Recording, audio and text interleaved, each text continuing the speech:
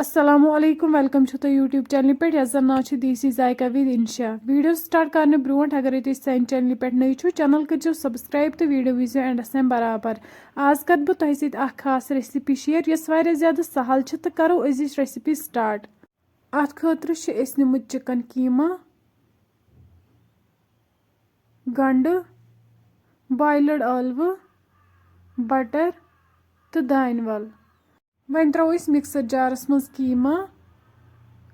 गंड boiled ٲلوٕ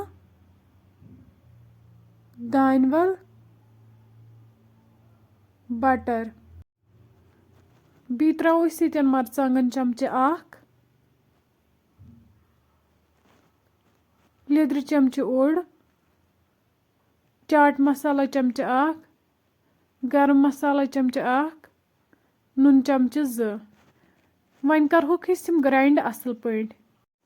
तुम हेकु वुचित यह ग्राइंड गोमुत असल पे वन कड़ो अकिस बाउल मज नबर अत मज त्रो बेसन चमचे बेसन रलयित बिल्कुल तैयार वन मथो अथस थोड़ा तील अम क्या गि चिपकित कह वन दिमो यतन गोल शेप अत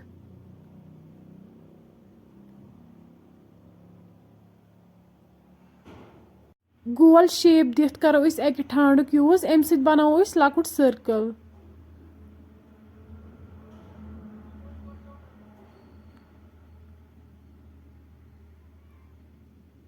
यह गो यतन तैयार यथे कन बनावोक बाकी त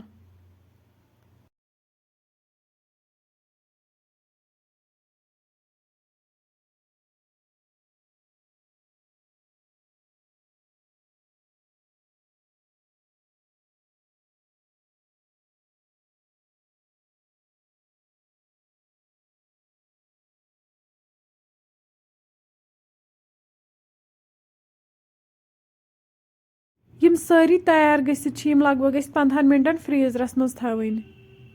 15 मिनट बाद कड़ोक वन नबर वन तुलो सतन तो अत मथो बेसन असल पे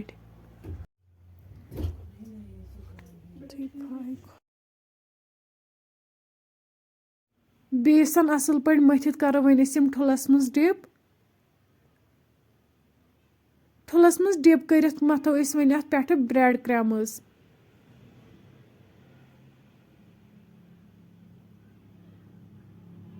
तुम हेकु वुचित यह बिल्कुल तैयार यथे पे बनावोक बाकी त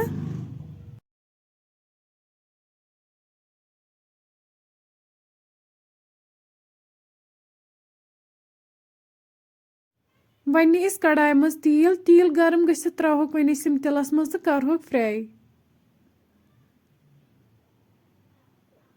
अक साइड फ्राई गसित करहोक वन बी साइड त फ्राई यथे पे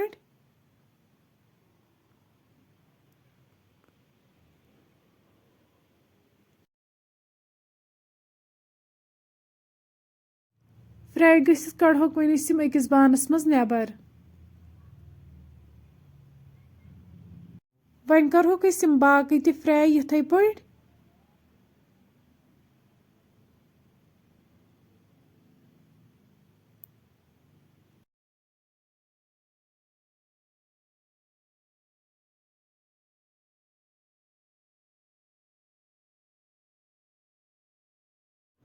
फ्रेंड्स सन चिकन डोनट्स बिल्कुल तैयार अगर तुम सन रेसिपी पसंद आमत चैनल करो सब्सक्राइब तो बे दीजो पन फीडबैक अल्लाह हाफिज।